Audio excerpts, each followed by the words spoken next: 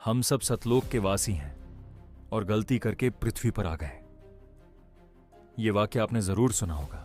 आज हम बात कर रहे हैं संत रामपाल जी के उस दावे की कि उनका जन्म इंसानों को सद्भक्ति देकर वापस सतलोक पहुंचाने के लिए हुआ है। लेकिन सवाल यह नहीं है कि सतलोक है या नहीं। सवाल यह है, क्या सतलोक सच में इंसानों के लिए बना है? क्या इंसान वहां सच में रह सकता है? अगर रह सकता है तो उसका शरीर कैसा होगा, उसका परिवार कैसा होगा, और सबसे बड़ा सवाल, सतलोक में महिलाओं की स्थिति कैसी होगी? आज हम इन दावों को न तो मानने आए हैं और न ही खारिज करने। हम बस रामपाल जी के दावों को ज्यों का त्यों लेकर उन्हें विस्तार से समझने की कोशिश करेंगे। तो आइए इस पूरी कल्पना को क्रम से खोलते हैं।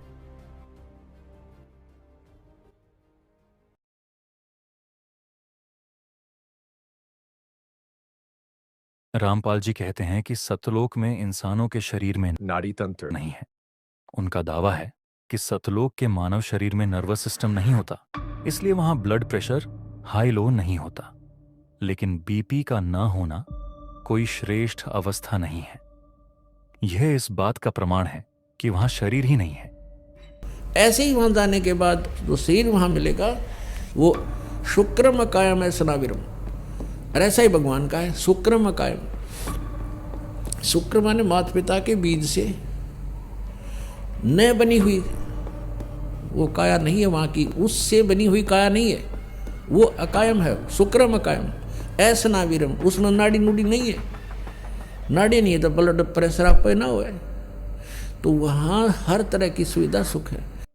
अब अगर सतलोक में नर्वस सिस्टम नहीं है तो यह कहना तो सही है कि वहां दर्द नहीं होता। लेकिन नर्वस सिस्टम हटाने से सिर्फ दर्द नहीं हटता, बल्कि साथ में हट जाते हैं सुख, आनंद, प्रेम और चेतना। लेकिन रामपाल जी का दावा यह है कि दर्द तो हटता है, लेकिन सुख, आनंद, प्रेम और चेतना पूरी तरह मौजूद रहते हैं। यहीं पर एक सीधा विरोधाभास खड़ा हो जाता है, और यह विरोधाभास कोई बाहर वाला नहीं, खुद रामपाल जी पैदा करते हैं। क्योंकि जहां सुख, आनंद, प्रेम और चेतना है, वहां नर्वस सिस्टम भी होता है, और जहां नर्वस सिस्टम नहीं, वहां मानव शरीर नहीं होता, सिर्फ एक कहानी होती है। अब आगे बढ़िए। जब सतलोक में नर्वस सिस्टम नहीं है तो यह अपने आप सिद्ध हो जाता है कि वहां खून भी नहीं है, और जब नर्वस सिस्टम और खून दोनों नहीं है तो शरीर के बाकी अंगों का अस्तित्व भी संभव नहीं है। इस बात को कोई नकार नहीं सकता। तो दर्शकों, एक बार देख लेते हैं कि यहां तक आते आते क्या क्या साफ हो चुका है। 1, सतलोक में इंसानी शरीर में नाड़ी तंत्र नहीं है। 2, वहां खून नहीं है। 3, शरीर के बाकी अंग भी नहीं है। अब सीधा निष्कर्ष निकालिए, अगर शरीर में न दिल है, न खून है, न मांस है, न नसें हैं, तो वह मानव शरीर नहीं है। न वह जैविक शरीर है, न वह कार्यशील शरीर है। वह सिर्फ इंसान जैसा बनाया गया एक ढांचा है। तो अब सवाल उठता है, सतलोक का शरीर असल में है क्या? बाहर से इंसान जैसी आकृति, लेकिन अंदर कोई अंग नहीं, कोई सिस्टम नहीं, कोई जैविक संरचना नहीं, बस एक खाली बॉक्स जिस पर इंसान की शक्ल चढ़ा दी गई है और कह दिया गया है, यह चलता है, बोलता है, संभोग करता है, बच्चा पैदा करता है। अब असली समस्या यहीं से शुरू होती है। रामपाल जी कहते हैं कि सतलोक में बच्चे पैदा होते हैं, और उनके अनुसार बच्चे 2 तरह से पैदा होते हैं। 1, वचन से, और वचन से सिर्फ पुरुष बच्चे पैदा करते हैं। 2, संभोग क्रिया से, जैसे पृथ्वी पर पति पत्नी के बीच होती है। अब ध्यान दीजिए, बच्चा पैदा करने के लिए पुरुष के शरीर में वीर्य बनना अनिवार्य है और महिला के शरीर में गर्भाशय होना अनिवार्य है। बाकी अंग भी जरूरी हैं, लेकिन रामपाल जी की कहानी में उनका कोई हिसाब नहीं है। अब सवाल, पुरुष के शरीर में वीर्य बनता कैसे है? वीर्य बनने के लिए चाहिए protein, amino acid, minerals, hormone. कोशिकीय विभाजन, ऊर्जा और रक्त द्वारा पोषण, तब जाकर वीर्य बनता है। वीर्य कोई आध्यात्मिक द्रव नहीं है जो जादू से पैदा हो जाए। यह शरीर की सबसे जटिल जैविक रचनाओं में से एक। अब महिला के शरीर को देखिए। बच्चा बनने की न्यूनतम शर्त है पुरुष का शुक्राणु स्त्री का, अंडाणु गर्भाशय, पोषण, कौशिकीय वृद्धि और समय के साथ निरंतर परिवर्तन। अब सोचिए, अगर सतलोक में न रक्त है, न मांस है, न ऊतक है, न कोशिकाएं हैं, तो गर्भ में कौन सी कोशिका बढ़ रही है? कौन पोषण दे रहा है? बच्चा बड़ा कैसे हो रहा है? अब अगर कोई भक्त कहे अंग होंगे लेकिन वे एक तत्व से बने होंगे, तो यह बचाव पहले ही फेल हो चुका है। क्योंकि रामपाल जी ने कभी यह नहीं कहा कि नर्वस सिस्टम एक तत्व का है, दिल एक तत्व का है, दिमाग एक तत्व का है। उन्होंने साफ साफ कहा है नर्वस सिस्टम ही नहीं है। और यही एक लाइन पूरे इंसानी शरीर को अंदर से खोखला बना देती है, क्योंकि बिना नर्वस सिस्टम किसी भी अंग का अस्तित्व संभव ही नहीं। तो सतलोक का शरीर क्या है? बाहर से इंसान जैसा खोल, अंदर से पूरी तरह खाली बॉक्स। और उसी बॉक्स के बारे में कहा जा रहा है, यह चलता है, बोलता है, संभोग करता है और बच्चा पैदा करता है। अब सवाल अपने आप उठता है, खाली बॉक्स में वीर्य कहां बन रहा है? खाली बॉक्स में गर्भ कहां ठहरा? खाली बॉक्स में बच्चा कैसे बढ़ा? अंदर से खाली शरीर बच्चे पैदा नहीं करते, वे सिर्फ कहानियों में चलते हैं। दर्शकों, आपको इतना तो पता ही है कि बच्चा बनने के लिए गर्भाशय जरूरी है। और जब सतलोक का शरीर अंदर से पूरा खोखला बताया जा चुका है, तो अंगों की कल्पना करना अपनी ही मूर्खता सिद्ध करना है। अब रामपाल जी कहते हैं कि सतलोक का शरीर एक तत्व से बना है और वह तत्व पंच तत्व से अलग है। अब सवाल बहुत सीधा है, वह एक तत्व है क्या? पदार्थ, ऊर्जा, प्रकाश या चेतना? अगर वह तत्व भौतिक पदार्थ है तो उसका रूप होगा, विभाजन होगा, जुड़ाव होगा, यानी फिर वह पंच तत्व न सही लेकिन भौतिक शरीर ही हुआ और सारी जैविक समस्याएं वापस आ जाएंगी। अगर वह तत्व ऊर्जा है तो ऊर्जा कभी स्थिर नहीं रहती, वह फैलती है, बदलती है। तो सवाल उठता है, ऊर्जा से स्थिर शरीर कैसे बनेगा? ऊर्जा से संभोग कैसे होगा? ऊर्जा से बच्चा कैसे बनेगा? क्योंकि ऊर्जा से संरचना टिकती ही नहीं। अगर वह तत्व चेतना है तो फिर शरीर क्यों? स्त्री पुरुष क्यों? संभोग क्यों? बच्चा क्यों? क्योंकि चेतना न पुरुष है, न स्त्री है, न जन्म लेती है। यहीं पर रामपाल जी की सतलोक थ्योरी का सबसे बड़ा विरोधाभास सामने आता है। वे एक साथ ये सब कहना चाहते हैं, एक, शरीर भौतिक नहीं है, दो, शरीर पंचतत्व का नहीं है, तीन, शरीर एक तत्व का है लेकिन फिर भी स्त्री पुरुष है, संभोग है, गर्भ है, संतान पैदा होती है। निष्कर्ष सीधा है, यह असंभव है। संभोग और प्रजनन हमेशा भौतिक शरीर मांगते हैं। दर्शकों, 1 मिनट के लिए वीडियो रोकिए और सोचिए, क्या भौतिक शरीर के बिना संभोग संभव है? क्या बच्चा पैदा हो सकता है? अब आखिरी बात, एक तत्व कोई सिद्धांत नहीं है, यह तर्क से भागने का शब्द है। अगर सतलोक का शरीर एक तत्व का है तो बताइए वह तत्व कौन सा है, और उसी तत्व से स्त्री पुरुष का अंतर और बच्चा कैसे बनता है? क्योंकि जिस शरीर से बच्चा पैदा होता है वह कभी एक तत्व का नहीं हो सकता। यह ठीक वैसी ही बात है जैसे कोई कहे मेरी गाड़ी में इंजन नहीं है लेकिन वह पेट्रोल से चलती है, या कोई कहे तालाब में पानी नहीं है लेकिन मैं उसे तैर कर पार करता हूं। हम जानते हैं यह झूठ है, या तो गाड़ी ही नहीं है, या अगर गाड़ी पेट्रोल से चल रही है उसमें इंजन भी है। ठीक उसी तरह या तो सतलोक में शरीर एक तत्व का नहीं है, या अगर उस शरीर से बच्चे पैदा हो रहे हैं तो वह शरीर भौतिक है, उसमें अंग है, नाड़ी तंत्र है, खून है, मांस है। दर्शकों, जो बात सच होती है वह हर सवाल का जवाब देती है, और जहां हर सवाल पर कहानी बदलनी पड़े वहां सच्चाई नहीं होती। मैं किसी से नफरत करना नहीं सिखा रहा, मैं सिर्फ सोचने को कह रहा हूं, क्योंकि अंधविश्वास तभी टूटता है जब इंसान सवाल करना सीखता है। लेकिन रामपाल जी के भक्त सोचते ही नहीं, क्योंकि पुराने भक्तों के मन में अगर कोई सवाल आता है तो वे डर जाते हैं। खुद रामपाल जी कहते हैं, जब कोई नया भक्त आता है तो उसके मन में सवाल आते हैं। इसका मतलब साफ है, अगर किसी पुराने भक्त के मन में सवाल आए तो वह सोचेगा, अगर मैंने किसी को बताया तो लोग कहेंगे तुम नए भक्त हो क्या, और यह उसके लिए अपमान बन जाता है। इसलिए सवाल दबा दिए जाते हैं, क्योंकि गुरुजी कहते हैं भक्ति मार्ग में अपना दिमाग नहीं लगाना है। अब जरा एक तत्व को और गहराई से देखिए। मान लीजिए सतलोक में एक बच्चा खेल रहा है, दौड़ रहा है, या छत से फिसलकर गिर जाता है, या जमीन पर रगड़ता हुआ गिरता है, यह कोई असामान्य घटना नहीं है। बच्चे खेलते हैं, गिरते हैं, यह जीवन का सामान्य हिस्सा है। अब सवाल शुरू होते हैं। अगर बच्चा पृथ्वी पर गिरता है तो त्वचा छिलती है, खून निकलता है, दर्द होता है। लेकिन रामपाल जी कहते हैं सतलोक में न खून है, न मांस है, न नसें हैं। तो अब सवाल यह है, जब बच्चा रगड़ता हुआ गिरेगा तो होगा क्या? क्योंकि बच्चा जमीन पर गिरा है और रगड़ भी खा रहा है, तो त्वचा तो घिसेगी ही। तो फिर निकलेगा क्या? यहीं पूरी कहानी फंस जाती है, क्योंकि जब शरीर अंदर से पूरी तरह खाली है तो बाहर से कुछ निकल ही नहीं सकता। ना खून है, ना मांस है, तो त्वचा के नीचे है क्या? मेरा सीधा सवाल है, अगर सतलोक का शरीर मानव जैसा नहीं है तो फिर मानव जैसा प्रजनन क्यों? और अगर प्रजनन पृथ्वी जैसा ही है तो शरीर पृथ्वी जैसा क्यों नहीं? यही वह मूल टकराव है जिसे जानबूझकर अधूरा छोड़ा जाता है। क्यों छोड़ा जाता है? क्योंकि सवाल पैदा होते ही पूरा ढांचा हिलने लगता है। इसीलिए श्रोता से सवाल करने की शक्ति छीन ली जाती है और कहा जाता है यह दिव्य है। लेकिन सच्चाई यह है कि दिव्यता तर्क से डरती नहीं, तर्क से डरता है सिर्फ झूठ, और झूठ की तर्क से सदियों पुरानी दुश्मनी है। सबसे जरूरी बात यह है कि भ्रम फैलाने की शुरुआत कहां से होती है। कुछ लोग पंचतत्व को इस तरह पेश करते हैं जैसे वह कोई घटिया, तुच्छ या अपवित्र चीज हो, जबकि वास्तविकता यह है कि पूरा ब्रह्मांड, तारे, ग्रह, सूर्य, आकाशगंगाएं इन्हीं मूल तत्वों से बने हैं।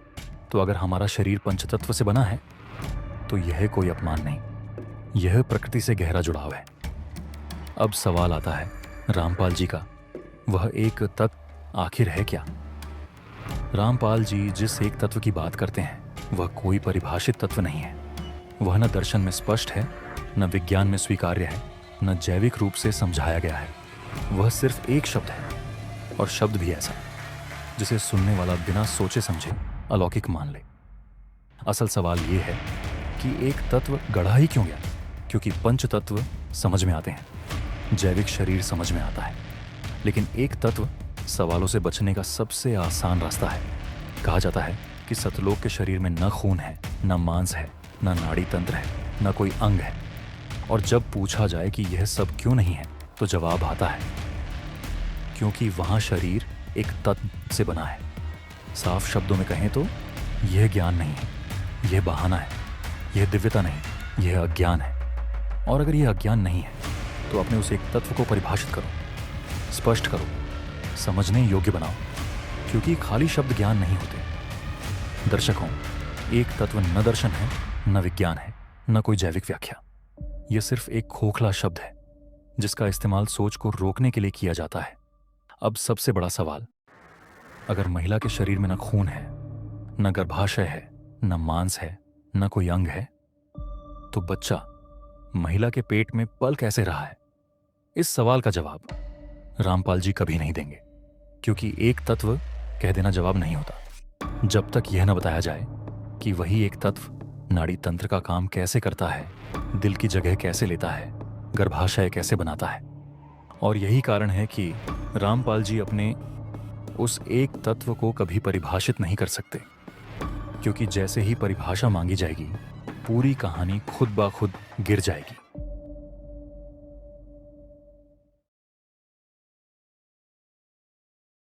मान लेते हैं कि सतलोक में एक पति पत्नी का जोड़ा रहता है और वे आपस में संबंध बनाते हैं। मान लेते हैं कि वे कम से कम साल में एक बार संबंध बनाते हैं और हर बार एक बच्चा पैदा होता है।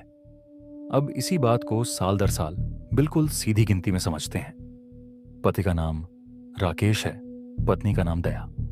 सतलोक में वर्ष है 2000, पहला बच्चा पैदा हुआ, नाम रख लेते हैं आकाश। 2001 में दूसरा बच्चा विशाल, 2002 में तीसरा, इसी तरह 2010 तक कुल 11 बच्चे, और 2019 आते आते पूरे 20 बच्चे। यहां तक कोई समस्या नहीं है। एक जोड़ा, हर साल एक बच्चा, 20 साल में 20 बच्चे, सीधी साफ गिनती। अब असली सवाल 2020 से शुरू होता है। आकाश जो 2000 में पैदा हुआ था अब 20 साल का हो चुका है। अब सीधा सवाल, जब सतलोक में बच्चे पैदा होते हैं तो शादी भी होती होगी। तो मान लेते हैं कि 20 साल की उम्र में शादी होती है। अब 2020 में क्या हो रहा है, ध्यान से देखिए। राकेश और दया अभी भी जवान हैं, न बुढ़ापा है, न थकान, न कोई सीमा। तो वे भी संबंध बनाएंगे और एक और बच्चा पैदा होगा, नाम रख लेते हैं कर्ण। इसी साल आकाश की भी शादी कर दी जाती है। वह भी संबंध बनाएगा और उसका भी एक बच्चा पैदा होगा, विकास। यानी एक ही साल में पिता भी बच्चा पैदा कर रहा है और बेटा भी बच्चा पैदा कर रहा है। अब गिनिए, 2019 तक 20 बच्चे, 2020 में राकेश दया का एक और बच्चा, 21, साथ में पोता भी पैदा हो गया। अब 2021 आता है, विशाल जो 2001 में पैदा हुआ था, अब 20 साल का हो चुका है। उसकी भी शादी, वह भी बच्चा पैदा करेगा। उसी साल पिता फिर से बच्चा पैदा करेगा, बड़ा बेटा फिर से बच्चा पैदा करेगा और दूसरा बेटा भी बच्चा पैदा करेगा। यानी अब तस्वीर साफ है, एक ही समय में माँ बाप भी बच्चा पैदा कर रहे हैं, बेटा भी बच्चा पैदा कर रहा है और कुछ ही सालों बाद पोता भी बच्चा पैदा कर रहा होगा। 3 पीढ़ियां एक साथ, एक ही काम। अब सवाल पूछना जरूरी है, यह परिवार है या प्रजनन की अनियंत्रित लाइन? क्योंकि यहां कोई बूढ़ा नहीं होता, कोई मरता नहीं, कोई रुकता नहीं। हर साल बच्चा, हर पीढ़ी चालू। यह सिलसिला कभी रुकेगा ही नहीं। जहाँ सदा सुखी रहेंगे, कभी मृत्यु नहीं होगी, वह आपका परिवार होगा एज इट इज। जैसे यहाँ आपके बेटा बेटी पोता पोती हो गए, भाई बहन है। अब अगर कोई कहे कि सतलोक में गर्भ निरोधक होगा तो फिर एक सवाल सामने खड़ा होता है। अगर जन्म रोकने की व्यवस्था चाहिए तो फिर वह परिपूर्ण लोक कैसे हुआ? क्योंकि गर्भ निरोधक का मतलब है समस्या का डर, और डर वहीं होता है जहां सिस्टम फेल हो सकता है। यह किसी की आस्था का अपमान नहीं है, यह सीधा हिसाब है। अब रिश्तों पर आइए। 2020 में राकेश के सामने है 21 अपने बच्चे, उम्र 1 से 20 साल तक और साथ में एक पोता। अब बताइए, राकेश सबसे ज्यादा किससे जुड़ेगा? अपने नवजात बेटे से, अपने 2 से 3 साल के बच्चों से, या अपने पोते से?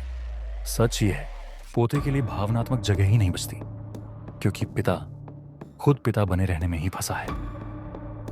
तो दादा दादी वाला प्यार कहां गया? पृथ्वी पर दादा दादी इसलिए खास होते हैं क्योंकि उन्होंने प्रजनन से संन्यास ले लिया होता है। अब वे सिर्फ प्यार देते हैं, लेकिन सतलोक में दादा दादी भी बच्चा पैदा कर रहे हैं। वे खुद माता पिता की भूमिका से बाहर ही नहीं निकल पाए। तो निश्चिंत दादा दादी वाला रिश्ता बनेगा कब? अब मां को देखिए, दया हर साल एक बच्चा पैदा कर रही है, हर साल एक नया शरीर, हर साल एक नया रोना, हर साल एक नई जिम्मेदारी। सबसे छोटा बच्चा हमेशा प्राथमिकता लेता है। ये प्रेम नहीं है, ये जैविक मजबूरी है।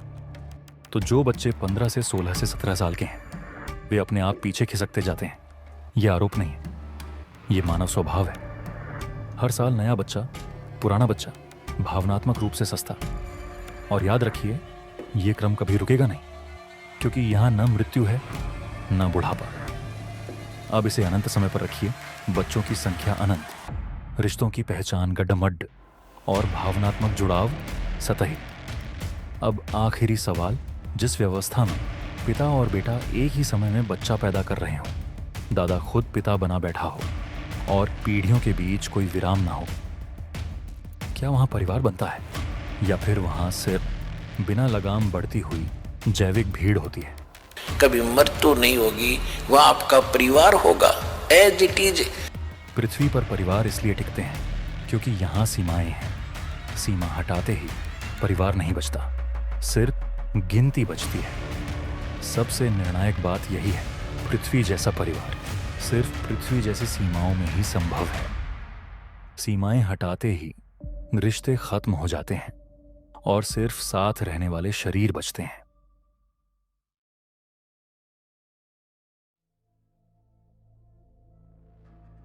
रामपाल जी के सामने एक मूल समस्या है, और वह समस्या यह नहीं है कि उन्हें सतलोक दिखाना है।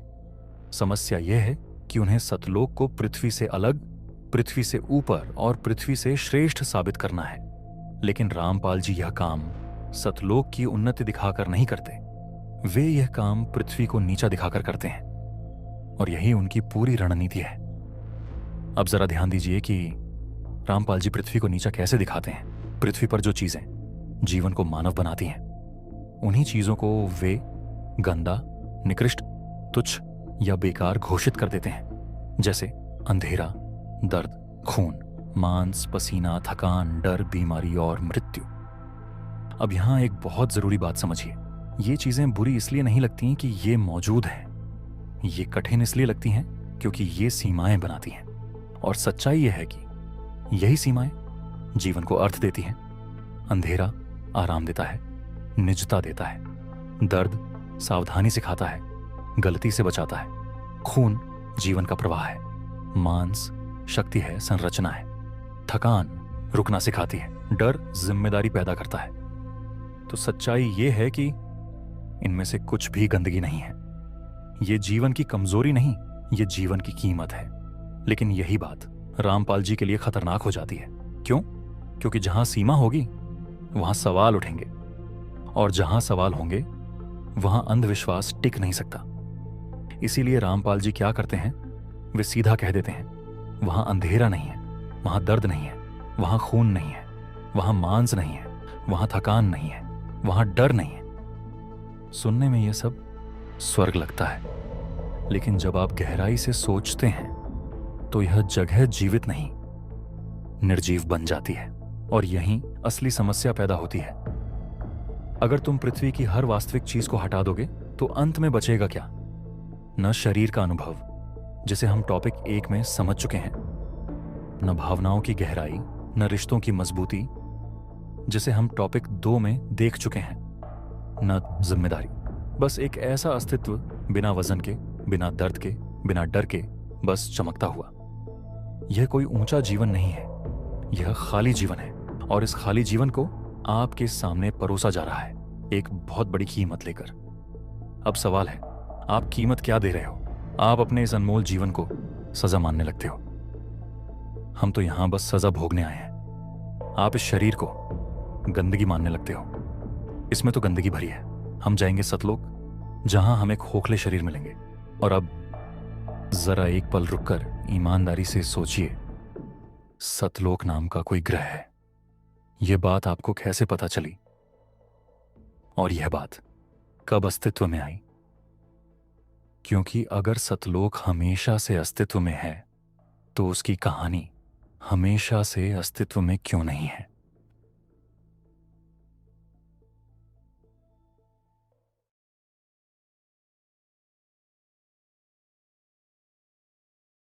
अब बात करते हैं उस सवाल की जिस पर लगभग कभी चर्चा नहीं की जाती। सतलोक में महिलाओं का जीवन कैसा होगा?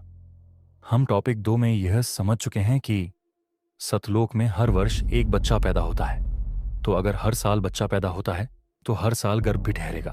और रामपाल जी कहते हैं कि सतलोक में न मृत्यु है, न बुढ़ापा, न थकान, न विराम। तो यहां एक सीधी और अपरिहार्य स्थिति बनती है। सतलोक की महिला, जिसे रामपाल जी हंसनी कहते हैं, वह लगभग हमेशा गर्भवती रहेगी। यह कोई कल्पना नहीं है, इसे हम गणित से समझते हैं। मान लेते हैं गर्भकाल फाक 9 महीने, प्रसव के बाद 2 से 3 महीने का अंतर, यानी 12 महीनों में 9 महीने गर्भावस्था और सिर्फ 2 से 3 महीने बिना गर्भ के। अब इसे अनंत समय पर रखिए तो निष्कर्ष साफ है। हंसनी का शरीर अनंत काल तक ज्यादातर समय गर्भ में ही रहेगा। यह कोई आरोप नहीं है, यह सिर्फ समय की गणना है। अब यहां एक सीधा सवाल उठता है, क्या यही आदर्श जीवन है? रामपाल जी कहते हैं कि वहां कोई दर्द नहीं, कोई कष्ट नहीं, कोई थकान नहीं। लेकिन यहां सवाल शरीर से ज्यादा भूमिका का है। क्या अनंत जीवन का अर्थ यह है कि महिला की भूमिका सिर्फ बच्चे पैदा करना बन जाए? अब मां बनने का अर्थ समझिए, पृथ्वी पर मां बनना सिर्फ गर्भधारण नहीं होता। मां बनना होता है बच्चे को समय देना, समझ देना, भावनात्मक सुरक्षा देना। लेकिन सतलोक में हर साल नया बच्चा। पहले वाले बच्चे अभी पूरी तरह बड़े भी नहीं हुए कि अगला गर्भ तैयार। तो सवाल यह नहीं है कि बच्चे होंगे या नहीं, सवाल यह है, क्या मां सच में मां बन पाएगी या सिर्फ एक अनंत प्रक्रिया में फंसी रहेगी? अब एक और बुनियादी बात समझिए, अनंत समय में विराम का मूल्य क्या होता है? हम जानते हैं, दिन का अर्थ रात से बनता है, खुशी का अर्थ दुख से, मूल्य का अर्थ सीमा से। उसी तरह मां बनने की खुशी भी तभी अर्थ रखती है जब उसके बीच विराम हो। अगर कोई विराम नहीं, कोई अंत नहीं, तो हर अनुभव सामान्य हो जाता है। यह सवाल महिला से जुड़ा है, न कि शरीर से। यहां हम शरीर की बुराई नहीं कर रहे। यह सवाल चेतना और भूमिका का है। क्या किसी भी चेतन प्राणी के लिए अनंत काल तक एक ही जैविक भूमिका में रहना सच में उत्कृष्ट जीवन कहलाएगा? अब मैं निष्कर्ष नहीं दे रहा, मैं सिर्फ एक सवाल छोड़ रहा हूं। अगर सतलोक में ना मृत्यु है, न बुढ़ापा है, न गर्भ का अंत है, तो क्या वहां महिला का जीवन सच में स्वतंत्र और संतुलित होगा? अब एक और बुनियादी सवाल। रामपाल जी कहते हैं कि सतलोक में बच्चा पैदा होता है, लेकिन वहां कोई दर्द नहीं होता। मतलब गर्भ में कोई कष्ट नहीं, प्रसव में कोई पीड़ा नहीं, बच्चे को लेकर कोई चिंता नहीं। अब यहां सवाल यह नहीं है कि दर्द अच्छा है या बुरा। सवाल यह है, दर्द हटते ही जिम्मेदारी का अर्थ क्या बचता है? पृथ्वी पर दर्द का अर्थ समझिए। गर्भ का दर्द मां को एहसास दिलाता है कि वह कुछ बड़ा कर रही है। प्रसव का दर्द मां और बच्चे के बीच एक गहरा भावनात्मक बंधन बनाता है। यह दर्द सजा नहीं है, यह जिम्मेदारी का संकेत है। अब सतलोक की स्थिति देखिए। अगर गर्भ में कोई असुविधा नहीं, प्रसव में कोई पीड़ा नहीं, बच्चे के गिरने, बीमार होने, मरने, किसी बात की चिंता नहीं, तो सवाल उठता है, मां को यह एहसास कैसे होगा कि यह बच्चा उसकी जिम्मेदारी है? मनोविज्ञान की एक सीधी बात है, चिंता का ना होना प्यार को हल्का बना देता है। जिस चीज की चिंता नहीं, उसके खोने का डर नहीं, और जिसके खोने का डर नहीं, उससे गहरा लगाव नहीं बनता। अगर बच्चे के गिरने से कुछ नहीं होगा, बीमार होने से कुछ नहीं होगा, तो मां बाप का सतर्क रहना स्वाभाविक कैसे रहेगा? अब अंतिम सवाल, क्या बिना दर्द के मानव अनुभव पूरा होता है? खुशी का अर्थ दुख से बनता है, राहत का अर्थ पीड़ा के बाद समझ आता है, और मां बनने की अनुभूति त्याग और कष्ट से जुड़ी होती है। अगर हर नकारात्मक अनुभव हटा दिया जाए तो अंत में बचता क्या है? सिर्फ एक सपाट अनुभव जिसमें कोई उतार चढ़ाव नहीं। तो सवाल किसी व्यक्ति पर नहीं है, सवाल परिभाषा पर है। अगर न डर है, न पीड़ा है, न परिणाम है, तो वह जीवन तो हो सकता है, लेकिन क्या वह मानवीय जीवन कहलाएगा? और अंतिम सवाल मैं आप दर्शकों के लिए छोड़ रहा हूं, क्या ऐसा लोग जहां दर्द नहीं, चिंता नहीं, जिम्मेदारी नहीं, वहां रहने वाले सच में इंसान कहलाएंगे या सिर्फ एक चलती हुई व्यवस्था का हिस्सा होंगे? हमें पता है इस बिंदु तक आते आते आपके मन में कई सवाल खड़े हो चुके होंगे। इनमें से ज्यादातर सवालों के जवाब पार्ट 2 में खुद ब खुद मिलेंगे। और अगर कोई सवाल फिर भी रह जाता है तो आप उसे कमेंट बॉक्स में लिख सकते हैं। हम कोशिश करेंगे कि हर सवाल का जवाब तर्क के आधार पर दिया जाए। अगर आपको यह वीडियो सही लगा हो तो चैनल को सब्सक्राइब करें और वीडियो को लाइक कर सकते हैं।